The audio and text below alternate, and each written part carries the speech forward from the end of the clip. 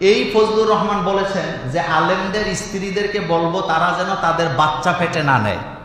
নাউজুবিল্লাহ। বাজ্যা তা আলেমদের স্ত্রীরা ফজলুর রহমানরে জিজ্ঞেস করে বাচ্চা পেটে নিবে?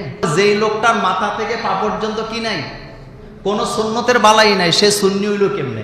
গিয়াসউদ্দিন তাহিরি হুজুর বলেছেন মুক্তিযোদ্ধা ফজলুর রহমান যেদিন মারা যাবে সুন্নিরা দলে দলে জানাজায় আসবেন, যা হবে ইতিহাসের সেরা জানাজা। এই ব্যাপারে আপনার মতামত জানতে চাই। শুনেন, এ ব্যাপারে আমি উত্তরটা একটু ভিন্নভাবে দেই। সেটা হলো, যেই লোকের ব্যাপারে কথাটা বলা হয়েছে সুন্নি তো তাদেরকে বলে যাদের সারা শরীরে সুন্নত থাকে। কথা সত্য নেই? কথা জোরে বলে। সুন্নি কারা? যাদের মাথায় টুপি থাকবো, যাদের গালের মধ্যে কি থাকবে, দাড়ি থাকবে, যাদের গায়ের মধ্যে পাঞ্জাবি থাকবে, যারা 5 ওয়াক্ত নামাজ পড়বে, আলেম ওলামাকে ভালোবাসবে। কথা সত্য নেই? তো যেই লোকের ব্যাপারে কথা বলছে এই লোকের গাল মাথা থেকে পা পর্যন্ত সুন্নতের কোনো চিহ্নই নেই।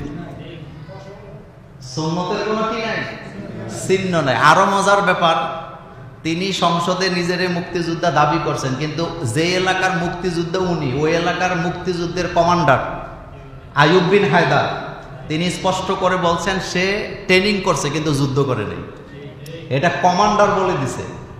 তো একজন কমান্ডার বলতেছে সে যুদ্ধ করে নাই, সে বলতেছে আমি মুক্তিযোদ্ধা। কারটা ঠিক হবে?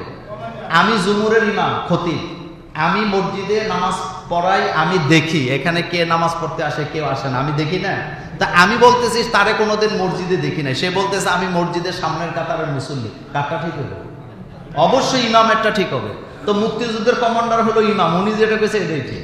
আর 2 নম্বর কথা হলো, যেই লোকটার মাথা থেকে পা পর্যন্ত কি নাই, কোন সুন্নতের বালাই নাই, সে সুন্নি হইল কেমনে? 3 নম্বর, আমাদের আনিসুর রহমান আশরাফি ভাইয়ের একটা আলোচনা আমি শুনছিলাম।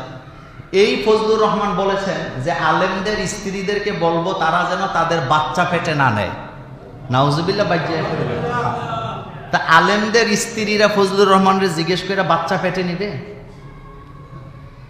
এই ধরনের ইসলাম বিদ্বেষীর পক্ষে কোন আলেম তার পক্ষ নেওয়া এটা বোকামি ছাড়া আর কিছু হতে পারে না। আল্লাহ আমাদেরকে বুঝার তৌফিক দান করুক।